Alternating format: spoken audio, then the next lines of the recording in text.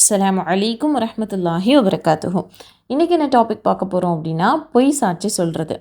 நம்ம சேனலை first time பார்க்குறீங்க அப்படின்னா சப்ஸ்கிரைப் பண்ணிக்கோங்க. வாங்க வீடியோக்குள்ளே போகலாம். பொய் சாட்சி சொல்கிறத பொறுத்தவரை அல்லாஹுக்கும் அல்லாஹுடைய தூதருக்கும் பிடிக்காத ஒரு செயல் அப்படின்னா இந்த பொய் சாட்சி சொல்கிறது.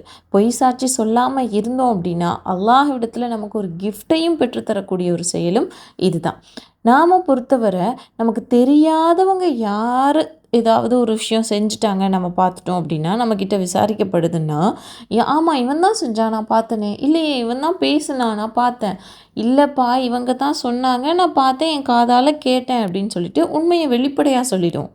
நமக்கு தெரியாதவங்க அதை செய்யும்போது, அதுவே நமக்கு தெரிஞ்ச ஒரு உறவு நம்மளாவே செஞ்சுருக்கோம், இல்லை நம்முடைய உம்மாவா அப்பா கணவன் மனைவி பிள்ளைன்னு நம்ம நெருங்கிய உறவு யார் செஞ்சுருந்தாலும் அந்த இடத்துல நம்ம தடுமாறும். அந்த இடத்துல நம்ம இல்லை அவன் செய்யலை நீ பார்த்தியா, இல்லைம்மா இவங்கெல்லாம் செய்யலைம்மா, ஏம்மா அப்படி தேவையில்லாமல் பேசுகிறீங்க விடுங்கம்மா அப்படின்னு சொல்லி பேசுவோம். இல்லையே நான் பார்க்கலையே அப்படின்னு சொல்லிட்டு தெரியாத மாதிரி ஒதுங்கி போயிடுவோம். இந்த மாதிரியான ஒரு செயலும் ஒரு தப்பான ஒரு செயல் தான். அதுவும் பொய் சாட்சி சொல்கிறது தான். இதை பற்றியே அல்லாஹ் தஆலா குர்ஆனில் சொல்லி காமிக்கிறான். யா அய்யுஹல்லதீன ஆமனு கூனு கவ்வாமீன பில் கிஸ்தி சுஹதாஅ லில்லாஹி அலா அன்ஃபுஸிஹிம் அவில் வாலிதீன வல் அக்ரபீன். நம்பிக்கை கொண்டோரே, உங்களுக்கோ உங்களுடைய பெற்றோரோ உங்களுடைய நெருங்கிய உறவுக்கோ எதிராக இருந்தாலும் நீங்கள் நீதியை நிலைநாட்டுறதில் அல்லாஹுக்காக சாட்சி கூறுவோராக ஆயிடுங்க அப்படின்னு அல்லாஹ் தஆலா சொல்கிறான். உனக்கோ இல்லை உன்னுடைய உறவு நெருங்கிய உறவு யாருக்கா இருந்தாலும் அவங்களுக்கு எதிராக இருக்குது அப்படின்னு தெரிஞ்சாலும் அல்லாஹுக்காக உண்மையை சொல்லு. அப்படி நீ சொல்கிறது அல்லாஹுக்காக சாட்சி சொல்கிறதுன்றது இல்லாமல் இன்னொரு வார்த்தையும் அல்லாஹ் தஆலா சொல்லி காமிப்பான். ஃபலா தத்தபியுல் ஹவா அன் தஅதிலு. நீதியை நிலைநாட்டுறதுல நீங்கள் மனோ இச்சையை நீங்கள் ஃபாலோ பண்ணிடாதீங்க அப்படின்றத அல்லாஹ் தஆலா சொல்லி காமிக்கிறான். ஆமாம் உன்னுடைய நெருங்கிய உறவு உன்னுடைய அம்மா வாப்பா உன்னுடைய கணவன் மனைவி யாராக இருக்கட்டுமே அவங்களுக்காக நீ அவங்களுக்கு எதிராக இருந்தாலும் அவங்களுக்காக பேசிடாத, உண்மையை பேசு.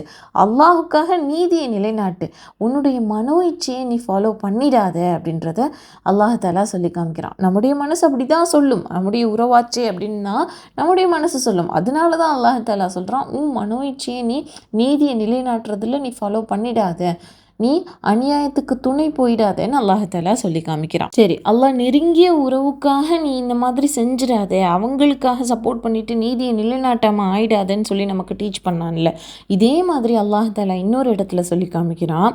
நீ என்ன செய்யாத, உனக்கு பிடிக்காத ஒருத்தவனாக இருக்கும், நமக்கு பிடிக்காத ஒருத்தவங்களாக இருக்கும், நமக்கு அவங்கள நினச்சாலே நம்மளை கஷ்டப்படுத்தினது தான் ஞாபகம் வரும்.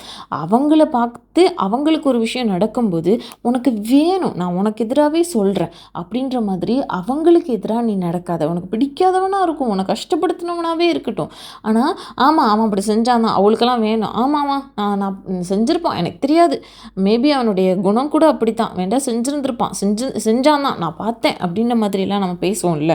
நமக்கு பிடிக்காத ஒருத்தவங்களை பற்றி பேசும்போது அவங்களுக்காக ஒரு விஷயம் நடக்கும்போது அதை கூட அல்லாஹ் தஆலா நமக்கு அட்வைஸ் பண்ணுறான். யா அய்யுஹல்லதீன ஆமனு கூனு கவ்வாமீன லில்லாஹி ஷுஹதாஅ பில் கிஸ்தி வலா யஜ்ரிமன்னகும் ஸனஆனு கௌமின் அலா அல்லா தஅதிலு இத்லு ஹுவ அக்ரபு லித்தக்வா.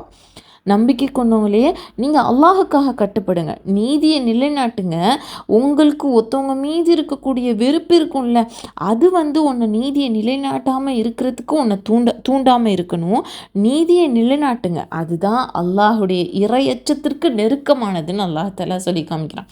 ஒருத்தவன் இறையச்சவாதியாக இருக்கான் அப்படின்னா அவனுக்கு ஃபஸ்ட்டு நெருக்கமாக இருக்கிற ஃபஸ்ட்டு செயலே நீதியை நிலைநாட்டுறது, பொய் சாட்சி சொல்லாமல் இருக்கிறதுன்றத அல்லாஹ் தஆலா நமக்கு டீச் பண்ணி கொடுக்குறான். அல்லாஹ் தஆலா சொர்க்கவாசிகளை பற்றி சொல்லும்போது கூட வல்லதீன லா யஷ்ஹது ஜூர், அவங்க பொய் சாட்சி சொல்ல மாட்டாங்கப்பா அப்படின்னு அல்லாஹ் தஆலா சொல்லி காமிக்கிறான்.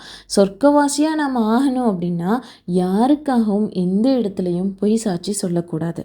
ரசுல்லா கிட்ட கேட்கப்படும் பெரிய பாவங்கள் என்னென்ன அப்படின்னு சொல்லி கேட்கப்படும். அப்போ ரசுல்லா சொல்லுவாங்க, முதல்ல ஒரு விஷயம் அப்படின்னா இணை வைத்தல்.